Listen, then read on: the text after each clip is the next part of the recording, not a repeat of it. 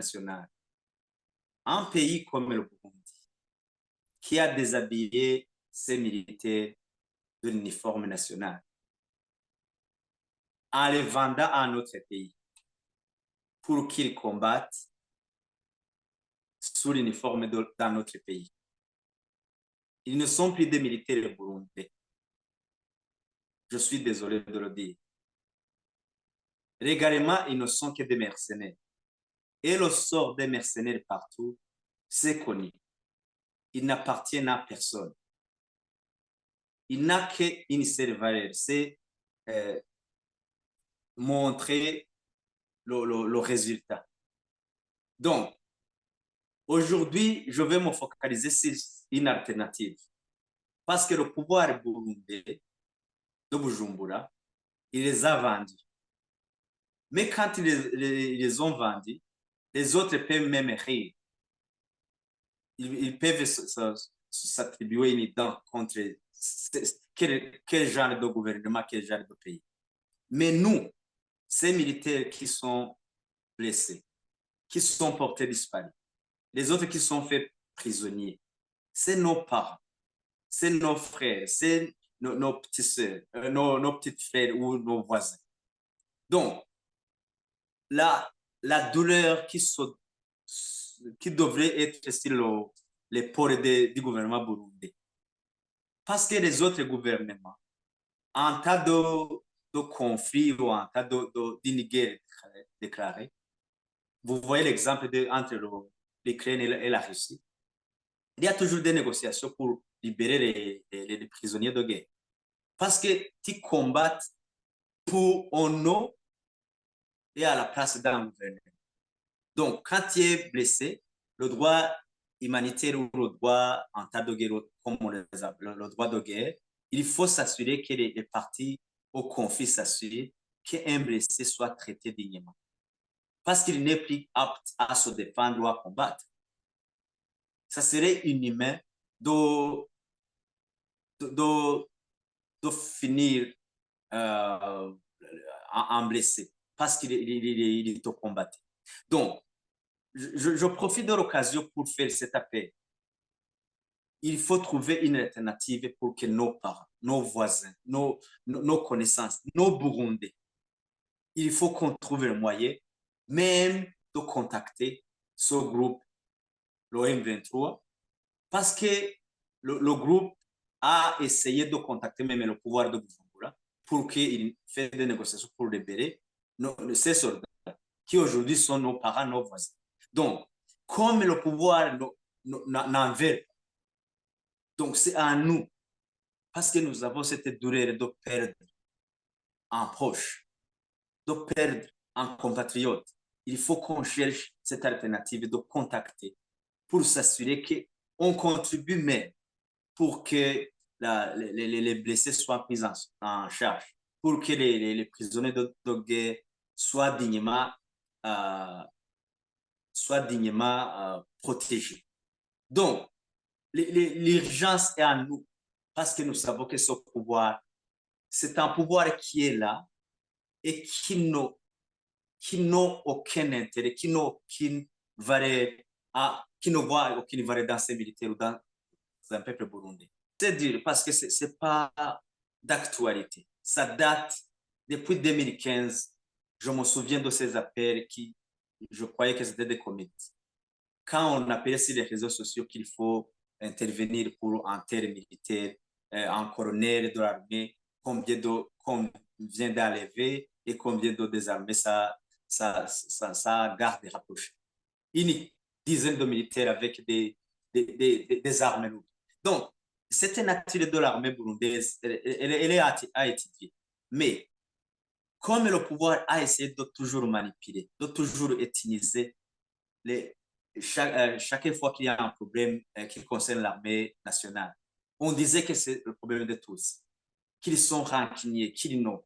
Donc, ils ont essayé toujours et ils ont vaincu, ils ont convaincu les Hutus dans l'armée pour toujours écouter sans ménager le pouvoir. Mais aujourd'hui, parmi les blessés, parmi les portés disparus, parmi les prisonniers de guerre, il y a des routes de tous. Alors, une autre l'info d'actualité, en provenance de notre confrère, de notre compatriote pacifique, de Fokoté. Il a parlé des centaines de militaires qu'on a emprisonnés, qu'on a éparpillés dans les différents camps militaires, dont Moudjedjourou et Daïb. Donc, on est en train de les châtier comme des brigands parce qu'ils ont refusé l'ordre.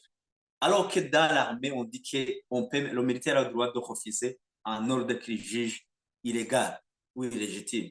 Donc, ces militaires, ça serait une occasion pour les collègues militaires de dire si aujourd'hui on traite nos collègues comme ça, demain ça sera moi. Et c'est à eux de prendre l'initiative. Je suis un démocrate. Mais s'il n'y a pas un militaire qui est capable de voir que le pays s'engouffre avec un pouvoir qui les vend aujourd'hui comme des mercenaires et qui ne communique même pas aux familles le décès de l'un de leurs.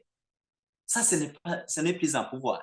Ça, ce n'est plus quelqu'un euh, qui mérite un respect.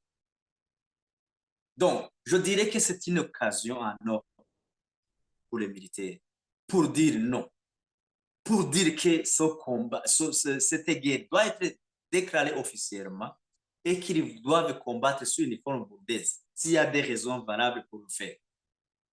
Mais ce qui me concerne, en tant que l'un qui ont un proche, des voisins, des collègues, des gens que je connaissais même à l'école primaire, qui ont aujourd'hui blessés ou qui ont été pris en otage. Je me focalise pour faire lancer cet appel, pour que tout Burundais ait pris de patriotisme, de travailler sur cette alternative, de contacter ce mouvement.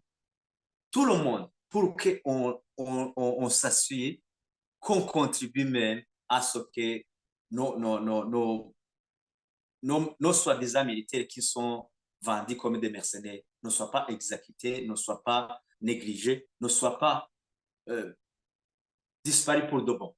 La meilleure de trahison, c'est de déshabiller un militaire et de l'envoyer dans un autre pays.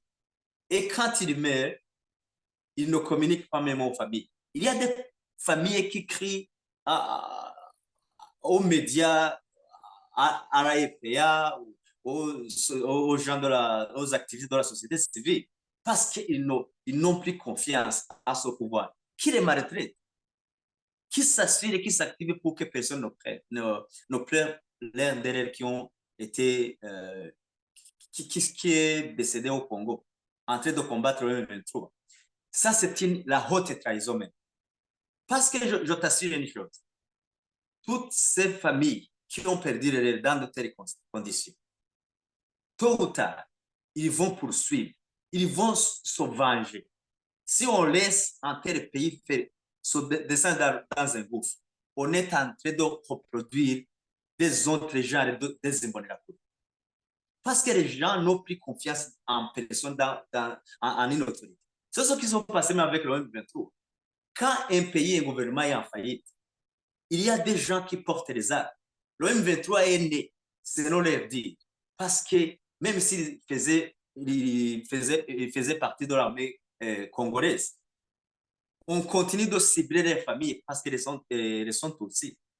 On continuait d'exécuter un à un les militaires parce qu'ils étaient aussi, ou d'origine rwandophone ou rwandophile, je ne sais pas.